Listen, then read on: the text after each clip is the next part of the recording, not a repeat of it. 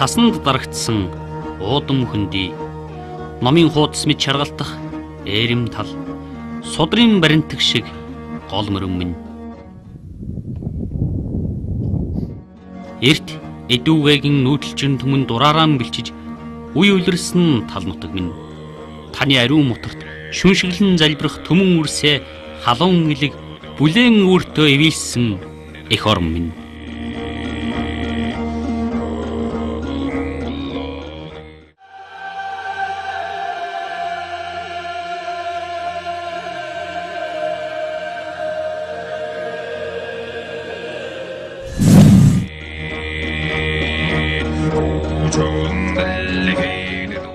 Монгол гэж хөх бууцанд хөх толботой үрс мэндэлж улаан хацар тогтн шаавай төрдөг орон удаан түүхийн ганжирт улаан залаатай мандсан улсаа энд харц ардан төрийн төлөө төмөр жадтай тулгарч өгсөн түүх бий энд харцынхаа төлөө хаан удамтан хацраан жадлуулж хан мэт босоорон нөхцсөн түүх бий. Орчлонгийн дэг жаяг янзаараа нар мандан жаргаж талын Монголд дөрвөн үйлрэл ээлжлэн хөвөрдгөөрөө л хүрч байна. 800-ны тэртээ хүлэгмөрдийн түргөөн номын хуудсан дээгүр нүдний өмнө жирийж 800-ны тэртээ Баатар Ирсийн ухай номын хуудсан дээрээс зүрхний өг рүү донсолгож 800-ны тэртээ Чингисийн гэрээс намайг надтай хамт Монголын туургыг өргөсөн миний үеийнхэнд сонсдож байна.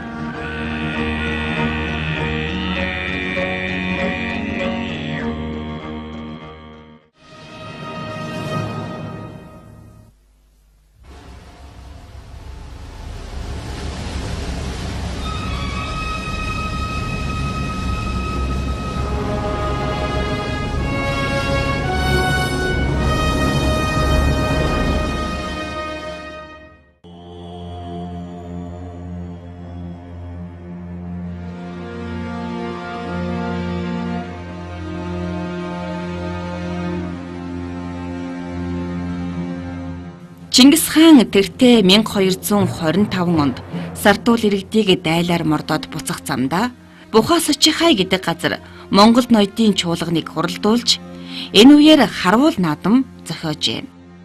Энэ наадамд Чингис хааны төрсөн дөө Хавт хасрын хүү Исүнхэ ноён 335 алд газар байрлуулсан байг мэргэн онож харавжээ.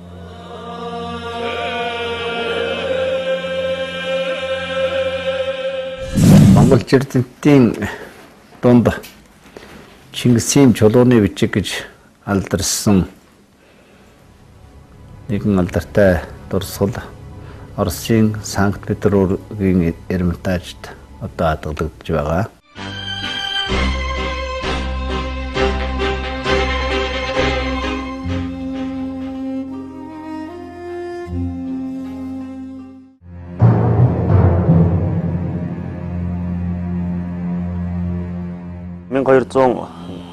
онд байгуулагдсан Монголын их эзэнт улсын эзэн хаан богд Чингис хаанаас нэгэн одоо шийдвэр гаргасан юм. Тэр бол Монгол өвчгийг одоо төрийн их бичиг болгох юм шийдвэр.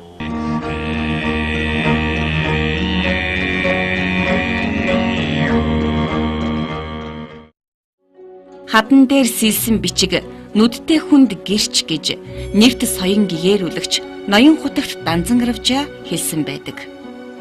Тэрчлэн тэртээ 13 дугаар зууны үед бичигдэж өнөөдрийн бидэнд өвлөгдөн ирсэн түүх бичих соёлын нэгэн үнэт өв бол Чингисийн чулууны бичиг хэмээх нэрээр алдаршсан Монгол бичгийн хамгийн анхны дурсгал болох энэхүү гэрэлт хөшөө юм аа.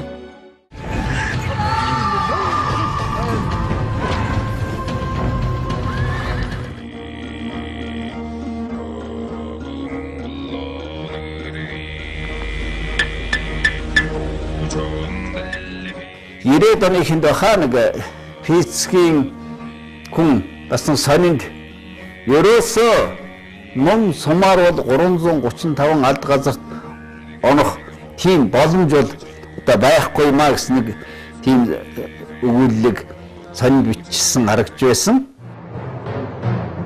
Хамгийн сонирхолтой нь 335 алд газар гэдэг нь одоогоор 510 м хол зай юм. Ийм хол газар мэрэгэн онсны дурсгалд зориулж Чингис хаан энэхүү гэрэл төшөөг бүтээлгэжээ. Тэгэхээр ийм өндөр баатар хүн тийм хүчтэй одоо ган хатаалган элэгтэй нумаар харахад бол үнэхээр тэр 335 алд газарт бол тус нь бол энэ яхахгүй үнэн. Чингис хааны дүү Хав тосрын хүү 9 кэмэргэн одоо 335 алд одоо сур харваж тэний дурсгалыг одоо мөнгөжүүлсэн үнэн учраас харин тухайн үеийн Чингис хааны баатруудын хамгийн хол харваж байсан хэмжээг одоогоор бол рекордыг эвдсэн учраас л үүнд нь одоо сайшааж энэ хөшөөг босгосон.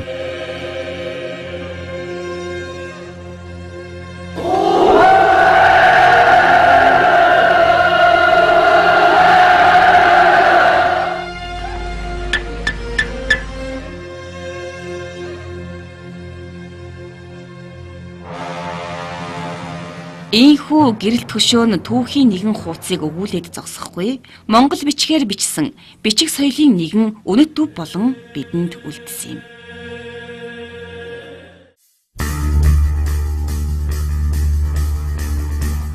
Монголчууд өн эртнээсээ холч хараа, он чуханаараа гайхагдаж ирсэн билээ.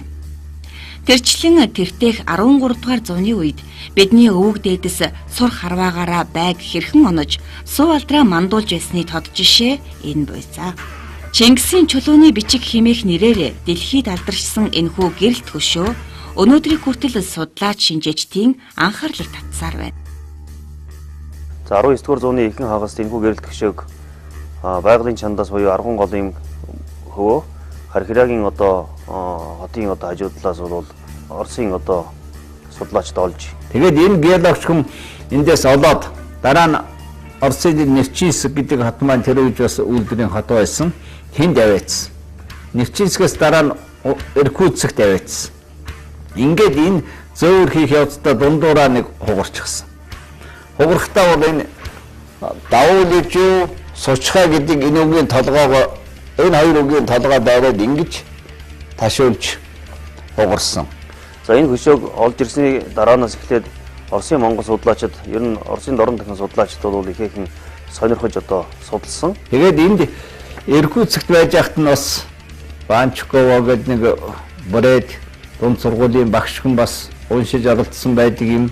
Тэгээд ийм хөшөө чулууны бичээс байна гэхлээр зэрэг тэр үед бол Санкт-Петербургт Оросын шинжлэх ухааны академи тэнд бол Монголын судал бас хүчтэй байсан Яаков Ишмид гэдэг одоо академич нэртэй эрдэмтэн байсан.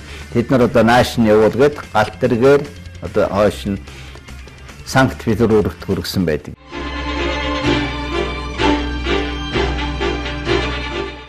Тэгээд Санкт-Петербургт хүргэсний дараагаар бол Монгол эрдэмтдээ судалж өөрийн уншилтыг хийж эхэлсэн.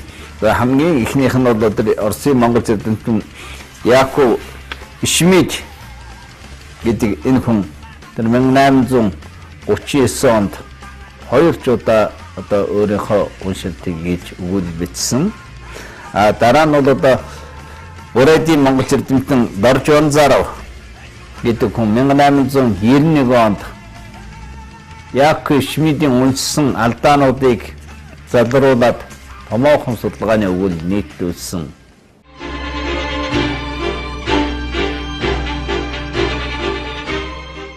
Эндээ тэр бол бас нэлээд хэдэн үгийг зөв залруулсан.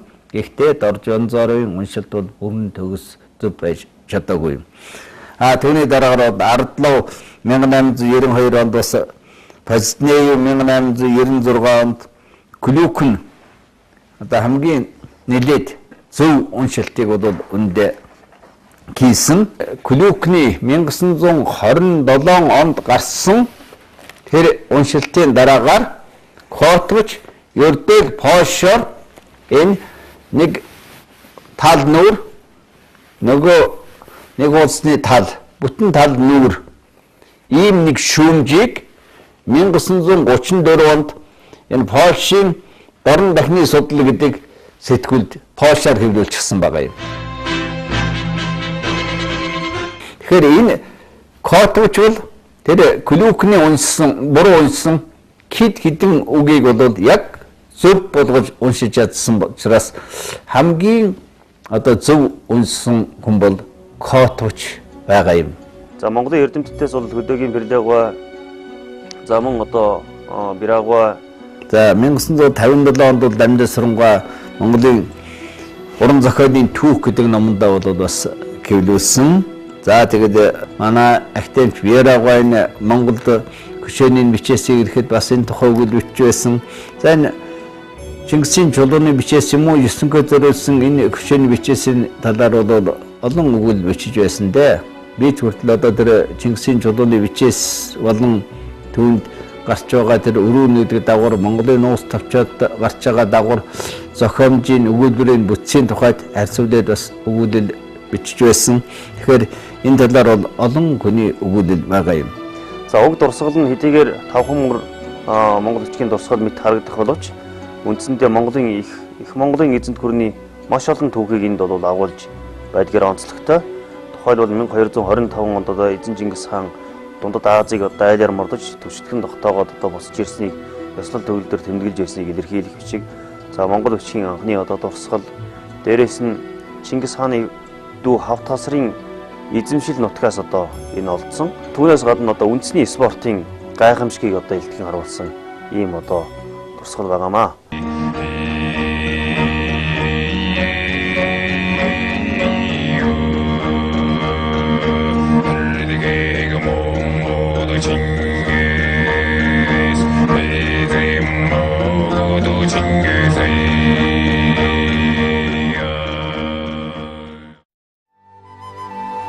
Түүх судлал хөгжиж байгаа ч энэ хөшөөний хувь тавилан тэмч дардан байсангүй. 1818 онд буюу одоогоос 193 жилийн өмнө Сибирь орныг судлагч Спасский өргөн мөрөнд нийлдэг өрмөнгүй голд цутгадаг хархираа голын хавьяас дорн зүгийн нэгэн бичигт хөшөө олдсныг зарлжээ. Ингээд Оросын геологч Спасский хөшөөг олж эрхүүд аваачин хөшөөний талаарх шинжлэх ухааны мэдээллүүдийг цуглуулж эхэлсэн бөгөөд энэ судалгааны ажилд Монголын эрдэмтэд ч мөн оролцож байжээ. Ямар тач хамгийн ихэнд байдаг Чингис гэсэн үгийг тайлж уншсанаар хөшөөг нэн ховор чухал зүйл болохыг тогтоож Санкт Петербург хотод аваачин нарийн шинжилж эхэлсэн бөгөөд энэ үеэс Чингисийн чулууны бичиг нэртэй болжээ.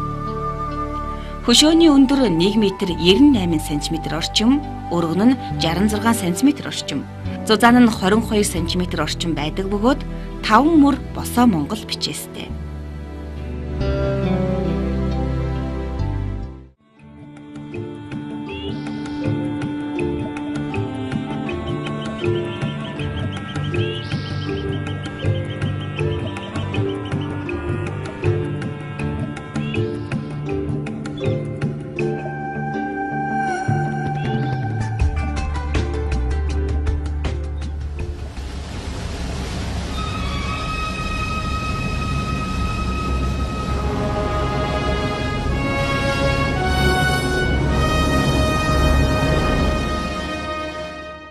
Яг одоо тэр бичээсийг ерөнхийдөө ийм 5 мөр бичээс л байгаа юм.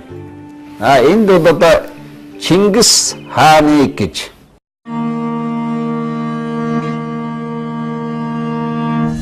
Тэр Чингис гэд эсийг бол магн зүйлээр хийдэг. Энд бол энэ гээгийн дараа урт ий бол бүр 5 тодорхой одоо байгаа.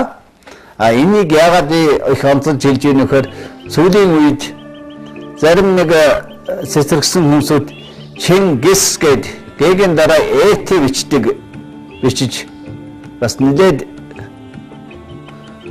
янз бүрийн юмд одоо тэгж бичдэг байгаа. Энэ бол үндсээрээ буруу юм шүү. Ер нь энийг одоо энэ нэвтрүүлгийг үзэж байгаа хүмүүс бол яагаад гэвэл Чингис хааныг амьд зэрэг байхад бичсэн Чингисийн чулууны бичээс Чингис хааны нэрийг гээгийн дараа 5 тодорхой ийтэй бичсэн байгаа. Зүгээр Чингис гэдэг үгийн гарлын тухайд тийм гаралтай, ийм гаралтайг тайлбарлах нь бол хувь хүний судлаач хүний эрхээ.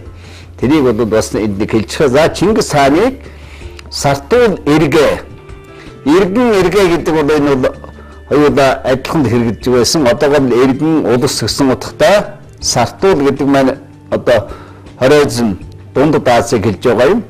Дагуу илж гэдэг маань эзлэн төхнүүлж, эзлэн авч гэсэн үг.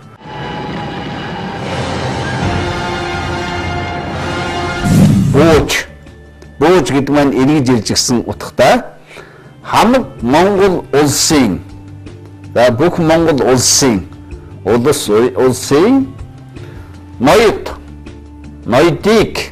ноёдыг за тэгэхээр зэрэг энэ аян дайнд явсан хамаг Монгол улсын одоо тэрүүчүүд баатрууд бүгдийг бухаа сучгаа хургсан дор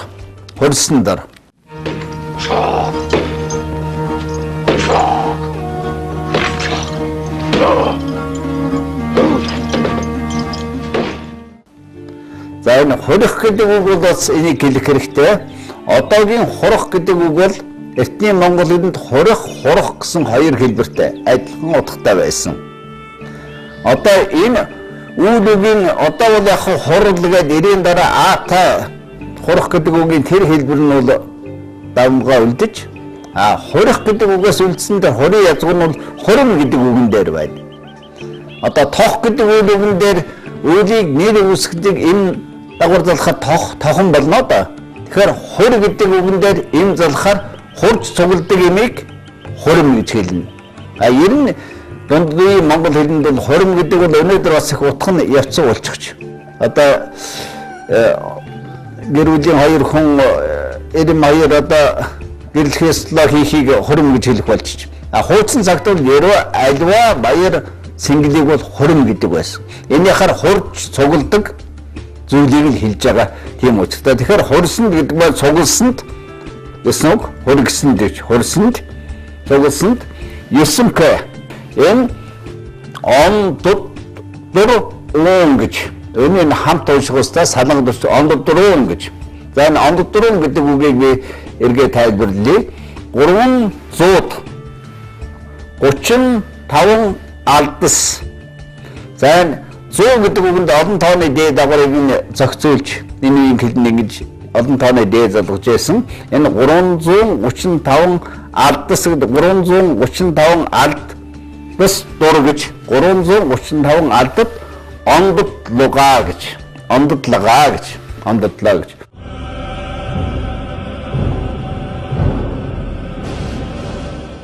Онддох гэдэг үг.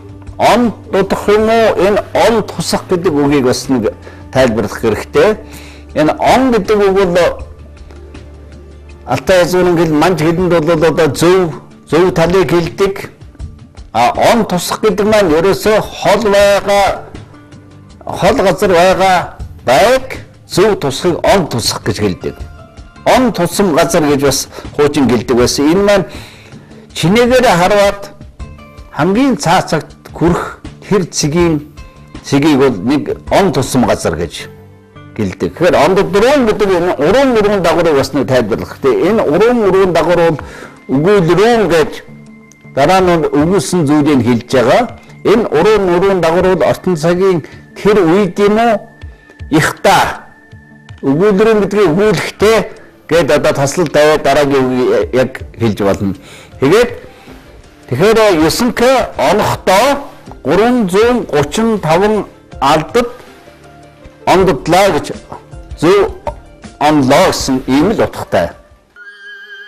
Монгол бичгийн хамгийн анхны дурсгал болох энэхүү гэрэлт хөшөө мөр тэтгэх ёсыг ч мөн үзүүлжээ. Энэ бол 5 мөр бичээсийн энэ 3 мөгийн толгой нь бол улаан мөр гэж хэлдэг. Монгол бичгээр дээрээс нь доош нь бичдэг энэ улаан мөр. Энэ улаан мөрөөс дээшээ ёсмкгийн нэрийг энэ хэмжээд гаргасан байна. Чингис хааны нэрийг бол бүр дээшээ гаргаж бичсэн байна. Энийг одоо мөр тэтгэж бичих ёс гэдэг. Их хүндэтгсэн хүндэтгэлийнхаа үгийг хүндэтгсэн хүнийхээ нэр алдрыг ингэж бичдэг. Тэгэхээр Чингис хааныг бол энэ ихэд хүндэтгэж дээр нь мөр тэтгээд түүний дараагаар энэ хөшөөний зориулсан эзэн болох хавтасрын хүү ёсмкгийн нэрийг мөр тэтгээд бусад үгийг яг нэг улаан мөрөөр ингэж бичсэн байгаа. Тэгэхдээ энэ юуг харуулж байна гэхлээр зэрэг 1225 он гэхтэл монголчууд энэ нүр тэтгэж үчих албан бичгийн тогтсон дэг жайг бол аль хэдийн хэвшил болчихсон байжээ гэдэг нь бол Монгол бичгийн уламжил гэдэг бол эртнийх юм аа гэдгийг бас нотлох нэгэн баримт болж өгч байгаа юм.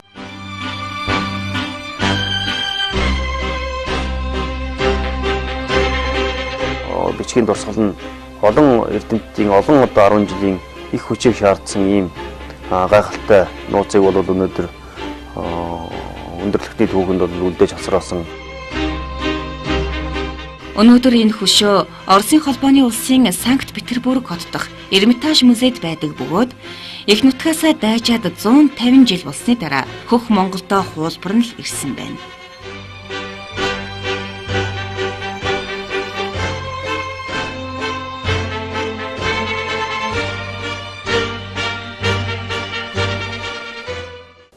За Эрмитажд байгаа энэ Чингисийн чулууны бичгийн хэвийг бол 1996 оны 5 сарын 20-нд одоо Оросууд яг одоо тэр байгаа эхээс нь хуулбар хийж Монголын үндэсний түүхийн музейд одоо ихийг гардуулсан.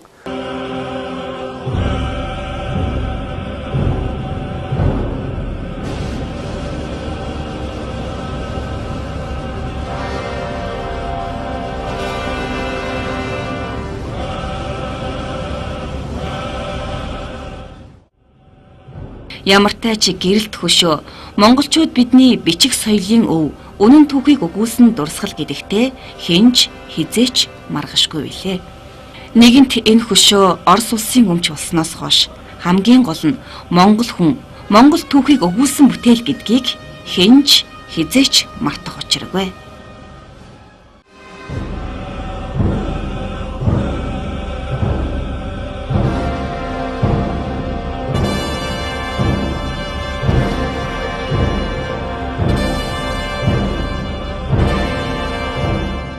Сүнгээ бол Монгол төрд Монголын эзэнт улсын одоо их хаадын үед бол ихээхэн нэр төртэй байсан ийм алтан ургийн язгууртан ноён.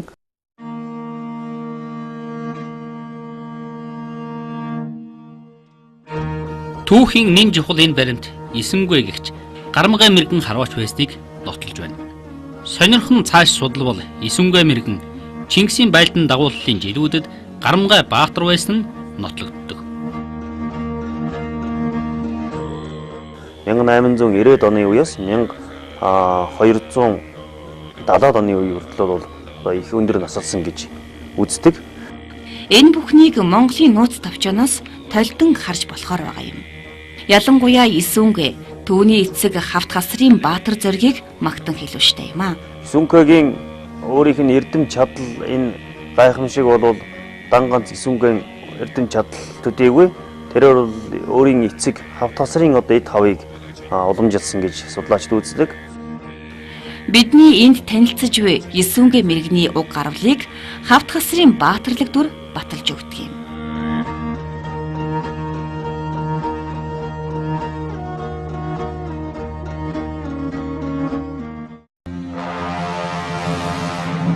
Монголын нууц тавчаа.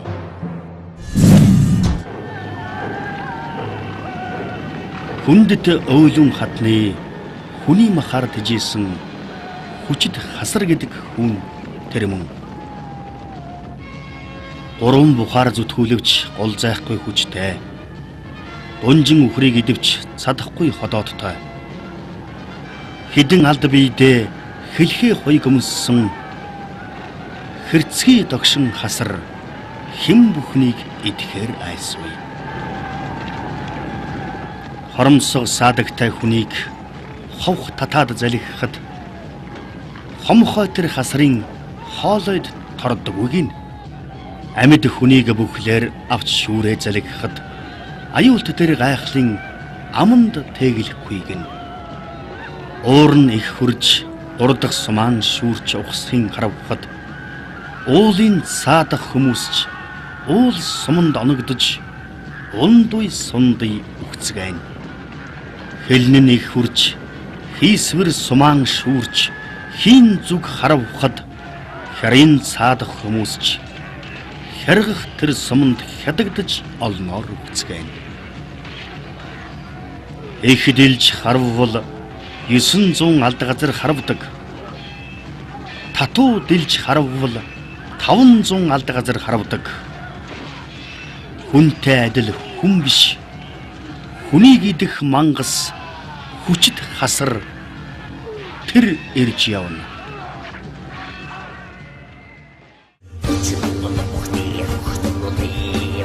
Хавт хасрын тухай Монголын нууц товчоонд хавт хасрыг ийм өгүүлжээ. Жамуухын өчсөн энэ үгч хэдийгээр өстөн дайсны өрийг ярах хутга мэт үзүүртэй байсан ч хавт хасрын байлдааны чадвар тэр дундаа мэргэн харваж дөргөн унах чадалтайг баталж хэлсэн үг байлаа. Ингээд зогсохгүй 9 үнгээ мэргэн бол Чингис хааны Баатар жанждын нэг байсан гэдгийг Монголын нууц товчоонд тэмдэглэн үлдээжээ.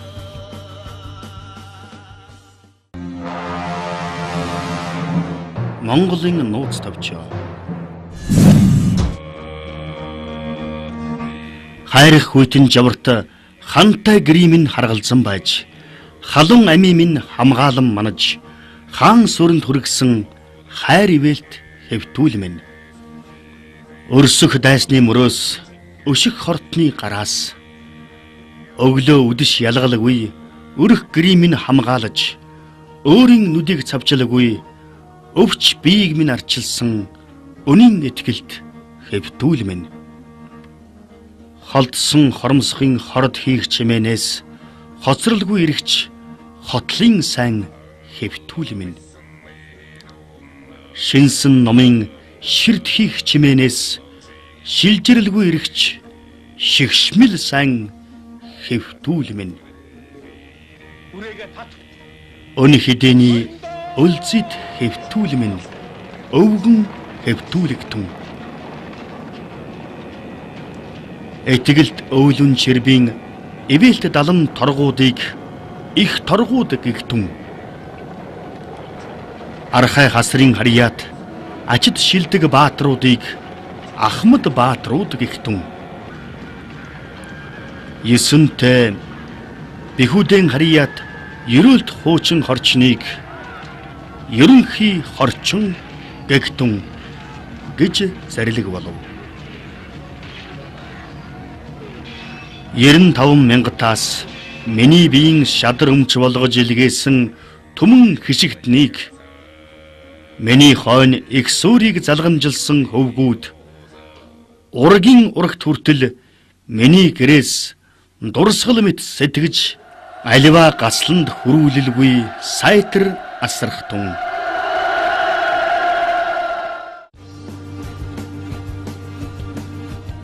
Дээрх тэмдэглэл 9 үнгээ мэргэн Чингисийн Баатар жанждын нэг байсныг илчилж байна. Энэ бүхэн Монголын нууц товчооны төгсгөлийн хэсэгт томрон илэрдэг. Ялангуяа 9 үнгээ мэргэн тодрон манлайлж Чингис хаан онцгойлон түүнд гэрэлт хөшөө босгуулахын өмнөхөн болсон Сартуул улстай байлдсан байлдааныг Монголын нууц товчоонд нэн дэлгэр тэмдэглэсэн байдаг.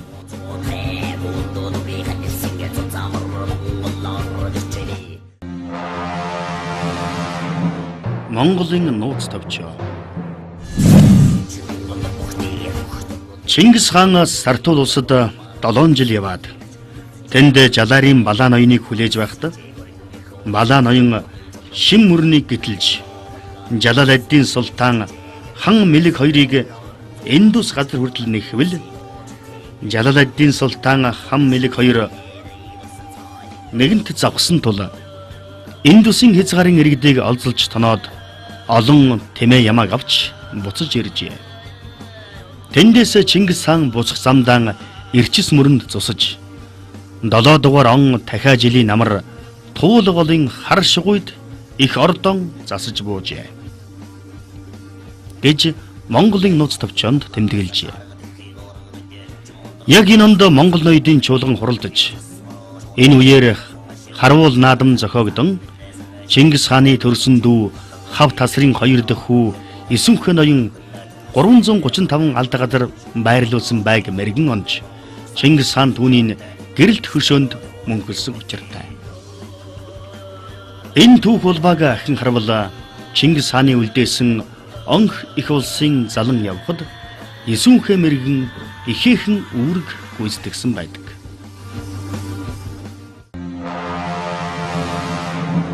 Монголын нууц товчоо.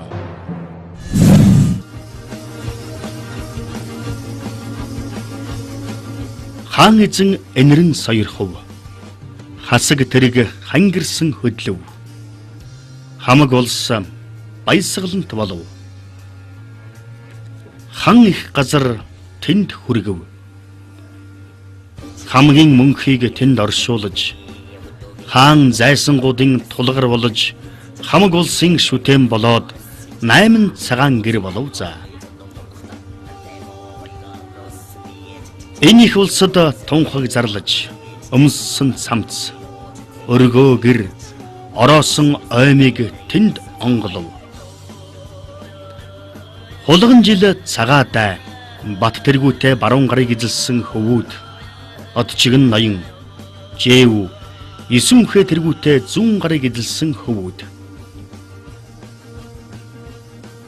Толой тэргүүтэн голыг эзэлсэн ноёд, мянганы ноёд бүгдээр хэрлний хөдөө аралд хурж, Чингис хааны гэрээсэлсэн зарилгын эсор өгөөдөг хаан өргөмжлөв.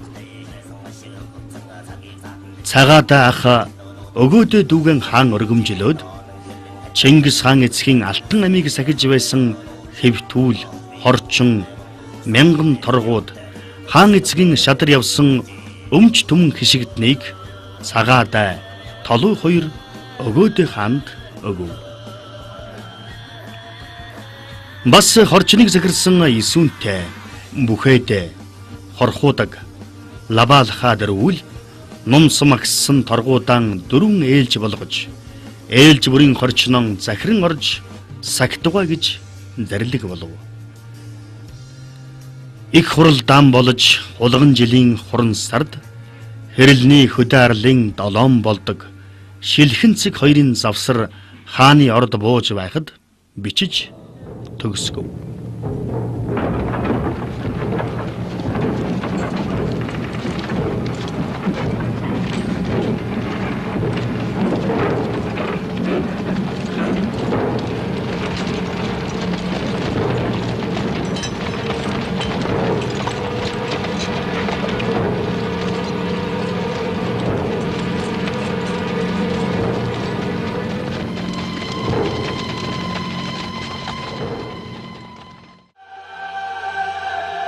Өн эрдний түүхийн балархай жимээр сураг алдалгүй бэлрэхэд 9 хэ мэрэгний их үйл Чингисийн чулууны бичиг тэмдэглэгдэн үлдэх Хувьтай нэгэн баатрын түүх байжээ гэж дүгнэхэд хүргэж байна.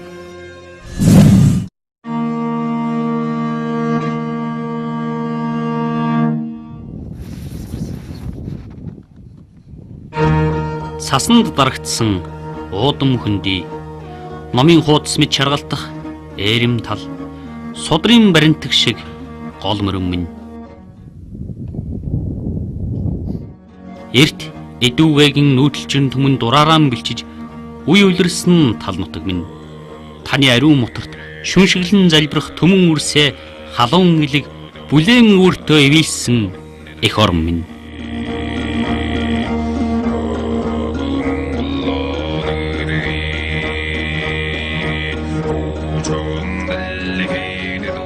Монгол гэж хөх бууцанд хөх толготой үрс мэндэлж улаан хацар тогтн шаавай төрдөг орон удаан түүхийн ганжирт улаан золоотой мандсан улсаа энд харц ардан төрийн төлөө төмөр жадтай тулгарч өгсөн түүх бий энд харцын хаа төлөө хаан удамтан хацраан жадлуулж хан мэт босоорон нөхцсөн түүх бий.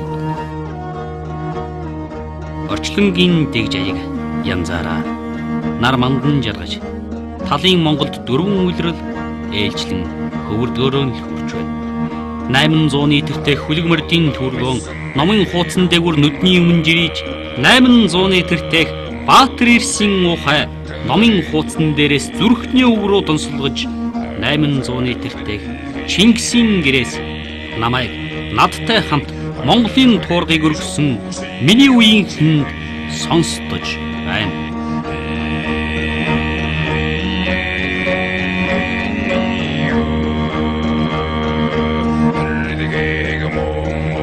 King